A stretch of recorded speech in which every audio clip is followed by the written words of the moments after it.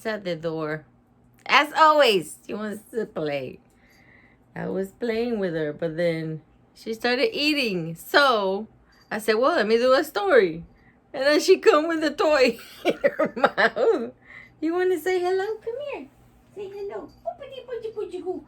Oh my goodness, you're so heavy. Say hello to the people. Don't give mommy a wet willy. Did you give mama a wet willy? Mwah. That's my baby girl. Say, hi, my name is Mugger, and I like everything. I like animals, and I like going on the car with my daddy and my mommy, and I love seeing the cows. What else? You like seeing the duckies? What else do you like to see? I also eat lizards, but they make me sick. Give mommy a kiss. You want to give mommy a high five? Give mommy a high five. High five! I love you so much, my baby girl. Oh, no. All right. Can I do a story and then we'll play later? Yeah? We'll keep playing later? Because I love you. Oh, you got gas? Yeah, thank you. Okay, get down. Gas in the face. Ooh, joy. Anywho, oh my goodness. Okay. So, I ordered some books from, hang on. It's in the back of my mind. It's Ivy and Bean. I think it's books 789. Books are, yeah. I believe. Anywho, they'll be here whenever because now we got another storm coming. I'm so sick of this.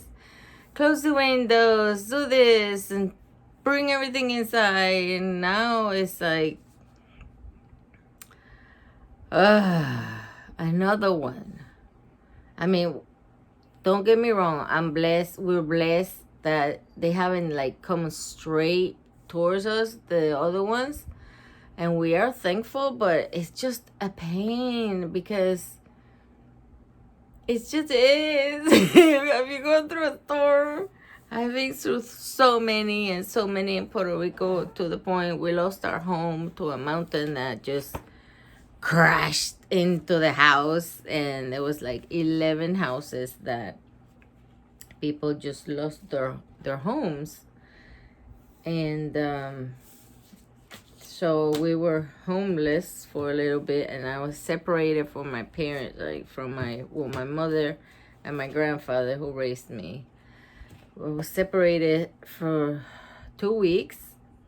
Well, they bought another house, and it was a big mess. And I thought that I would never see them again. Like, I was 8 years old, so at that age, you just don't know what's going on.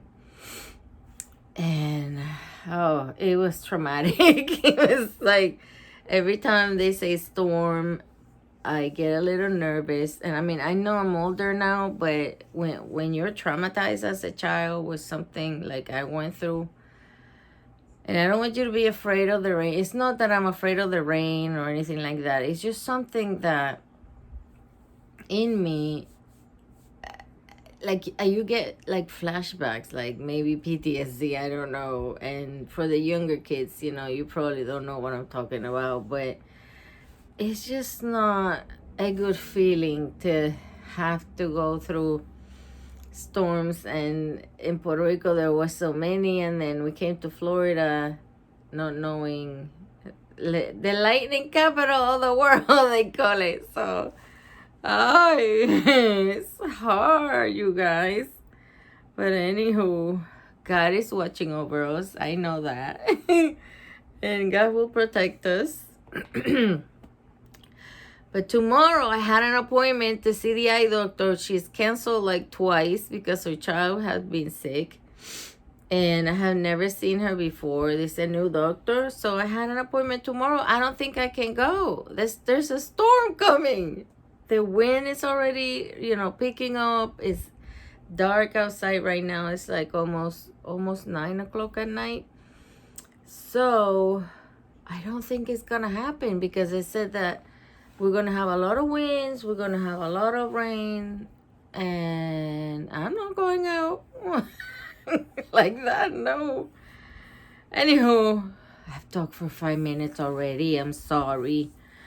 How are you? How are you in school? Oh, I wish you guys could like write me. I hate this thing that I can't communicate with you guys anymore.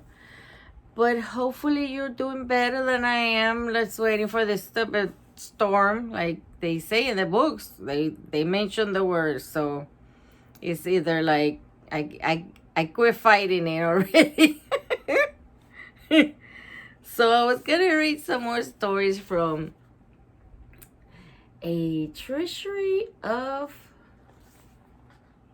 a treasury to read with grandma. I can read it backwards better, I guess. This one is called The Fox's Tail. Ooh.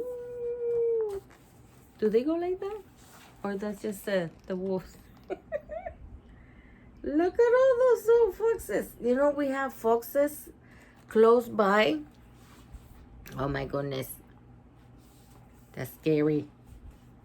No, but I don't think they're bad. It's the other ones. I forgot their name. Never mind. Let me start the story before I just bore you to death. One day, a fox was out walking when he heard a loud snap and felt a sudden pain in his tail. Oh no! The poor fox had been caught in a hunter's trap. Oh, I see. Look, I didn't even notice. Did you notice? This one has a big tail, and this one got his tail like Maggie. Maggie doesn't have a tail. She has a little stump like this. Anywho, he looked behind him and saw that his tail was completely stuck. No matter how much he struggled, he just couldn't free it. Help, he shouted. Ouch, he cried. Ow, he howled. And no one came to help him. At last the fox pulled and pulled with all his strength and managed to break free. But when he looked back, he saw that his tail had been left behind in the jaws of the trap. What will all the foxes think when they see me? Thought the fox. They'll all laugh at me. I don't even look like a fox without my tail. It's so embarrassing. 4 days the fox hid away in his den and only came out at night when no one could see him. When he came up with an idea, he called a meeting of all the foxes in the area. The foxes gathered in a clearing. Sure enough, as soon as they saw the fox without his tail, they started to laugh. I've called you together to tell you about my wonderful discovery, the fox announced. I think he's gonna fib. What do you think? I think he's gonna tell him a fib. Why did this come down all the time? Anywho, struggling to be heard above their laughter. Over the years, I felt that my tail was nothing but a nuisance. It was always getting muddy, and when it rained, it got all wet and took ages to dry. It slowed me down when I was hunting, and I never knew what to do until I was lying down. So I decided it was time to get rid of it. And I can't tell you how much easier it is to move around without all that extra weight dragging along behind me. Oh no! I cut my tail off, and I recommend that you all follow my example and do the same. That's not right. One of the older foxes stood up. If I had lost my tail like you, I might have agreed with what you're saying, he said. But until such a thing happens, I will be very happy to keep my tail. But I am sure everyone else here feels the same. The other foxes all stood up and proudly waved their tails in the air as they walked away. And the moral of the story is, do not listen to the advice of someone who's trying to bring you down to their level. That was not very nice. How they all gonna just chop their tails off? At the end. Why the sea is salty? That's another story. Yeah. Why do you think it's salty? Let's find out. Look at all this. Whoa. You're going to have to pause it so you can look at everything. There's a lot of stuff there. Once upon a time. Oh, I love it when they start like that. Because it reminds me when I was a little girl. They all started like that. Once upon a time. There were two brothers. One rich and one poor. The day came when the poor brother had no food left in his house. So he went to his rich brother to beg him for something to eat. The rich brother was not happy about this, but he said, I will give you this ham, but you must go straight to Dead Man's Hall. The poor brother was so grateful for the food that he agreed to his brother's request. He agreed to his brother's request.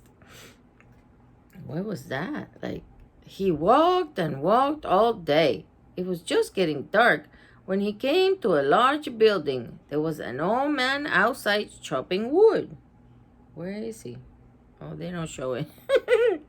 Excuse me, kind sir, said the brother. I am going to Dead Man's Hall. Am I on the right track? Oh, yes, replied the old man. You are here. When you go inside, the people there will want to buy your ham. Don't sell it to them unless they give you the hand mill which stands behind the door. Huh? The hand mill? What's a hand mill? Do you know? Anywho, oh my gosh, this book it gets heavier and heavier. Or I'm getting older and weak. Anywho, the brother thanked the old man for his advice and went into the hall. Everything happened just as the old man had said it would. The brother left the hall with the hand mill. Oh, this is the hand mill. You see it right there? It looks like to make coffee or something. I don't know. The brother left the hall with the hand mill. He asked the old man how it worked and then set off home.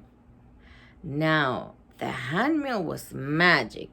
When the brother got home, he ground a feast of food and drink for himself and his wife. With what? He gave up the ham. Whenever they needed anything, they just had to grind the mill. When the rich brother saw that his brother was no longer poor, he became jealous and angry. Oh no! You must give me that mill, he insisted when he saw what he could do.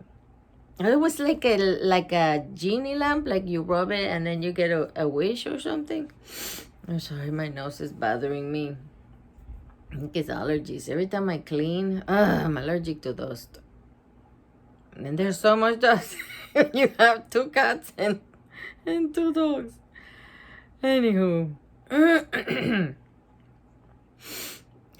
The brother had everything he needed, so he sold the mill to his rich brother. But he did not tell him how to stop it grinding. When the rich brother got the mill home, he immediately asked it to grind lots of food. But because he didn't know how to stop it, the mill carried on grinding food until it was flowing out of the house and across the fields. Oh, that's the other picture. That's why there was so many things over there. It's just a lot of food. Oh my gosh. I shouldn't be greedy and jealous. That's in the Bible. Okay, so where was I? He ran to his brother's house. Please take it back, he cried. If it doesn't stop grinding, soon the whole town will be destroyed. I hope it continues. So the brother took it back and was never poor or hungry again. Soon the story of the wonderful magic mill spread far and wide. Oh boy. One day, a trading sailor knocked at the brother's door. "Does the mill grind salt?" he asked. "Of course," replied the brother. "It will grind whatever you ask it." The sailor was desperate to have the mill so that he wouldn't have to sail far away over the, I'm going to try to say this word, perilous,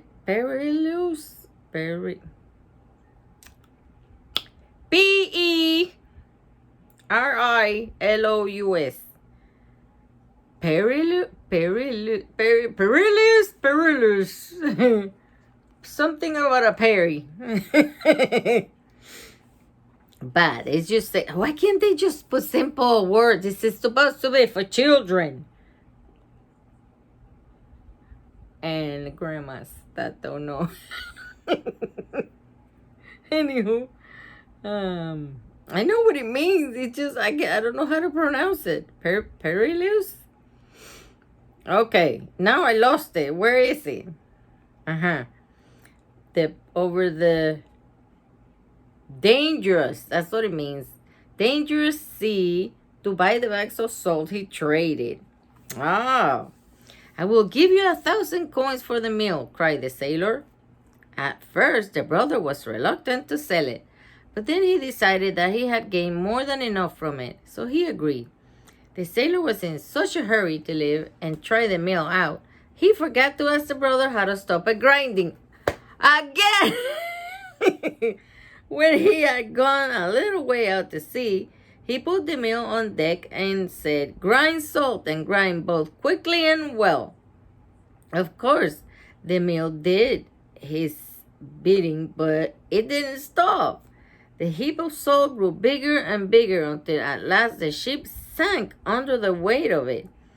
The mill still lies at the bottom of the sea to this day, and day by day grinds on, and that is why the sea is salty.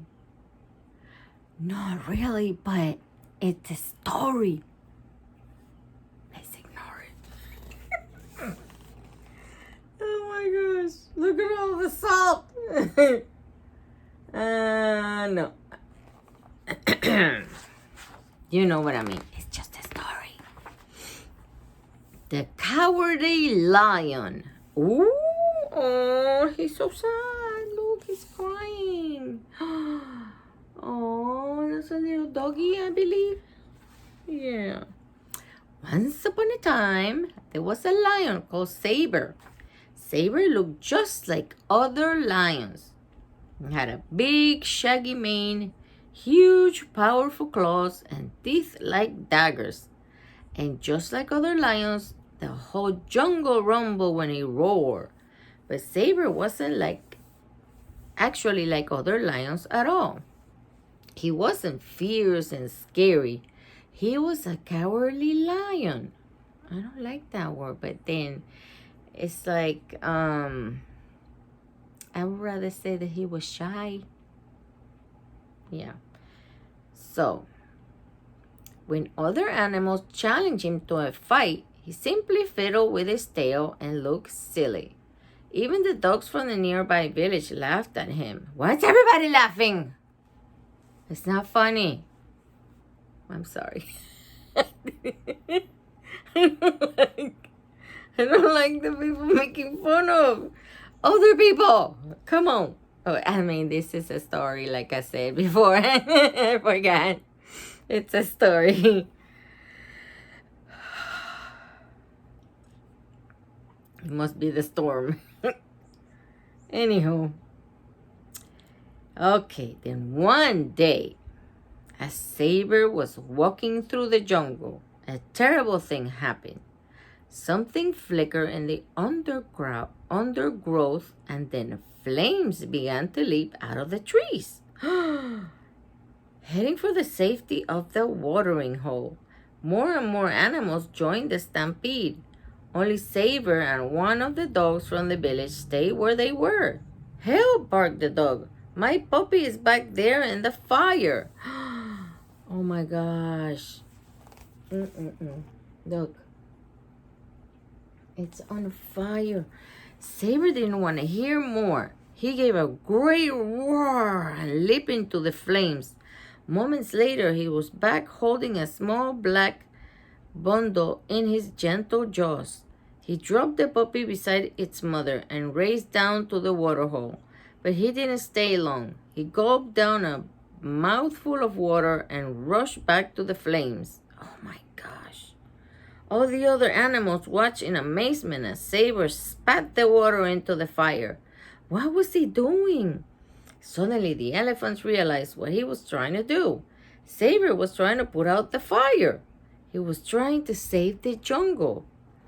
One by one, the elephants joined in, using their trunks to squirt water at the flames. Before long, the fire was out. Thanks to Saber, the puppy and the jungle had been saved. Yes! At long last, the other animals realized that Saber wasn't a cowardly lion after all. He was a very brave lion, a very brave lion. Wow! Who just didn't like fighting. There you go. He was very brave. And don't make fun of any animals. Oh gosh. This one is kind of long, so we'll leave it for another video. So, it's funny. It's called Rikki Tikki Tavi. Rikki Tikki. Rikki Tikki. Rikki Tikki. That's for the next one, okay? Now, I have good news. I know this is going like 21 minutes already, but one of the cats that has survived, the feral cats that we have outside her, I named her Pikachu. I don't know why. It just popped into my head. But I spell it with a C. Picachu. Pikachu.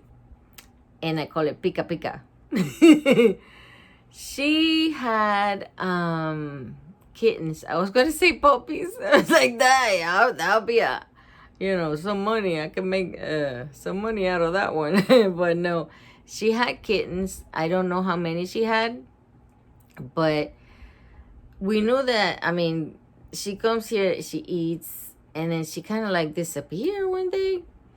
We're like, where is she? So it usually go into our neighbor's yard still because they haven't covered the bottom of the shed, so it's sand, and they hide in there. So I think they're giving birth in there, and then they come over, eat, and once the kittens were able to open their eyes, she brought them here.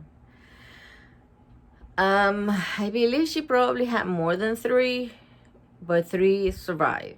So she brought 3. One, like I said, the white one, and there's 2 gray. We made an appointment, and we're going to spay her. Hopefully, if nothing happens, because the appointments are a little bit further than we would like.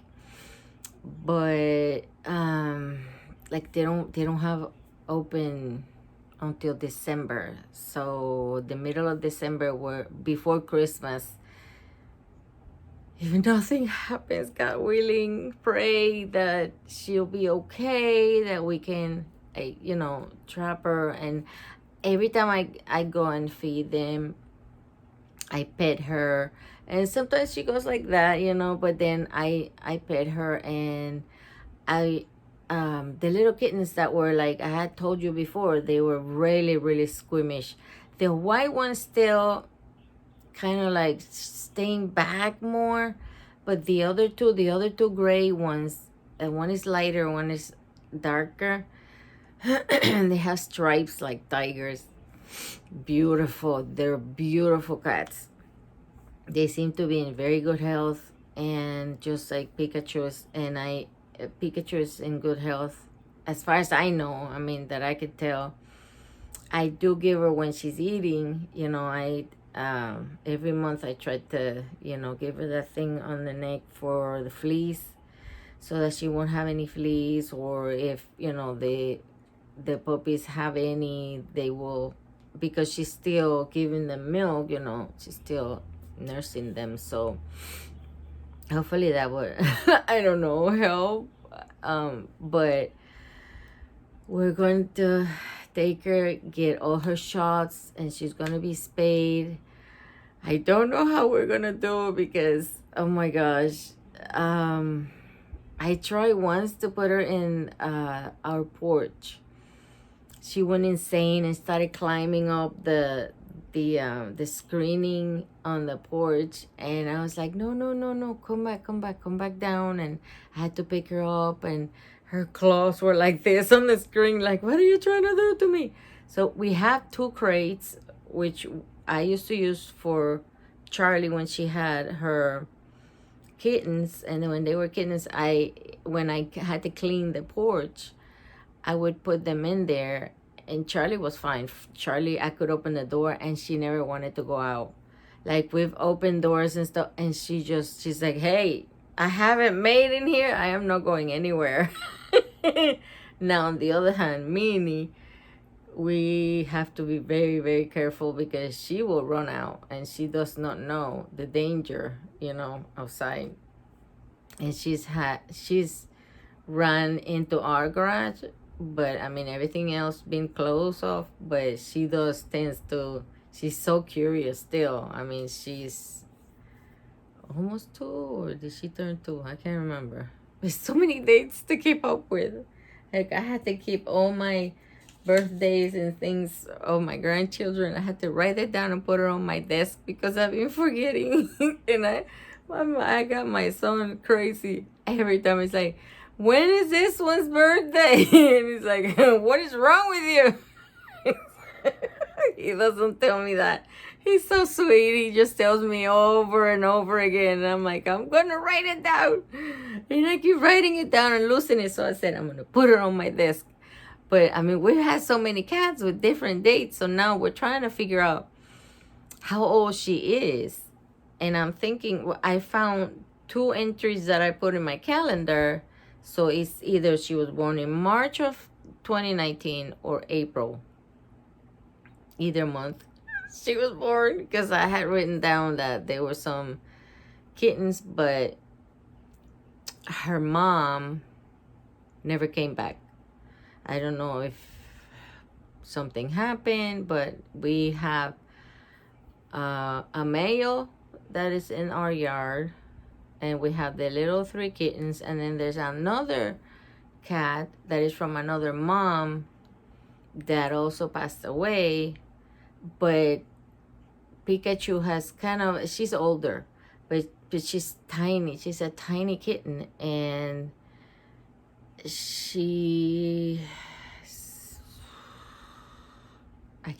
I don't know how old she is, but she's a little older. I want to say like maybe she's 8 months old, something like that. And Pikachu has kind of adopted her as part of, they all lay down together. They like stayed together, and they've been staying in our yard. And we have our one of the sheds, which is I wanted to tear it down a long time ago because it's getting kind of like rusty, and it's been there for, oh my gosh, since my kids were little. But then once the cat came, the cat started coming, we left it open. We have it open. We have like a little tree in there for them. We have, so they feel secure in there. When it starts raining, they go in it. We bought like a dog house. It's plastic, but then we made a hole in one of the other walls, so because cats like to be able to come in and out. They feel trapped if they don't have an exit, like another exit. If another animal comes in, then that's something we had to learn, because we didn't know. But so there's little places all over the yard that they can hide, and they'll be okay. And we have, like, even behind the shed, there's space where she had her kittens. They were hiding in there, and I didn't even notice that they were back there. And it's all leaves, because the neighbor has a tree and the branches come on our yard. But oh my gosh, I'm kind of nervous because I want to be able to do this for her, and then once we get her settled, and like I'm gonna keep her for 2 or 3 days, as long as she would let me. I know she's gonna be in a little bit of pain, and but she's gonna see her kittens outside. So I don't know. I mean, just pray for me, pray for my husband that we can do this for her, because then we want to do it to all the other ones. But I mean, it's expensive. My husband is the only one that works, and I just want to do something so that this cat have a better life. If I could keep all of them, I mean, we have talked about if we ever move, if we can buy a land, I miss at least an acre or two, like we would have animals. We would have dogs and cats and ducks or whatever, because we love animals. We have that respect for them, and it touches my heart. I'm really, really in love with those cats, and I will do anything that I can for them. And I hope that we can do this for her, because it will be good for her. And then, if she wants to stay outside, she will stick around. She doesn't go on the street. And I have told her, don't walk across the road. And if I go get the mail, because our mail is like, we have what is that called, mailboxes, and it's towards the road, closer to the road, and a lot of cars come by here. I told her to stay over there, and she stays in our driveway. She won't even go on the sidewalk. So I tell her, though, you stay there, and she won't move. But if I'm outside, she follows me around. She'll be like, meow, meow. It's so cute. So it's gonna be in December 16. We have to catch her the day before. So wish us luck, guys.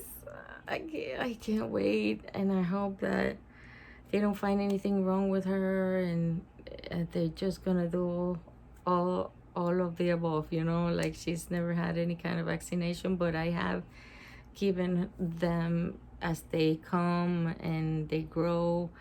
I buy, like dewormers, and I mix it with their food, and I've tried to take care of them as best as I can, so they are healthy. The ones that have died, they have been run over, or they have just left and never come back. Some of them got sick with something, I don't even know what it was, and we started cutting all our like bushes in the backyard, thinking maybe there's some kind of fungus or something. But I mean, we don't know enough to say, oh, this is this. And then later we thought maybe they had ear mites or something, and because looking at all the stuff online, then I figure out maybe they had ear mites. But would that kill them? I don't know. The thing is, I don't want any other cat that comes into our yard to die. I want them to have a good life. I want them to live, and I want them to stick around, because they make me happy. You know what I mean? God brought them here for a reason. My neighbor used to feed them, and her husband and her, the neighbor that passed away, they used to fight because she would feed them, and he was calling for Orange County Animal Services to come and get the cats, and they were like fighting all the time. But I mean, they got along, but it was like this, that was their thing. Like, she wants to feed them and he wants to get rid of them. It was so funny. And I feel that because we were neighbors for 40 some years, that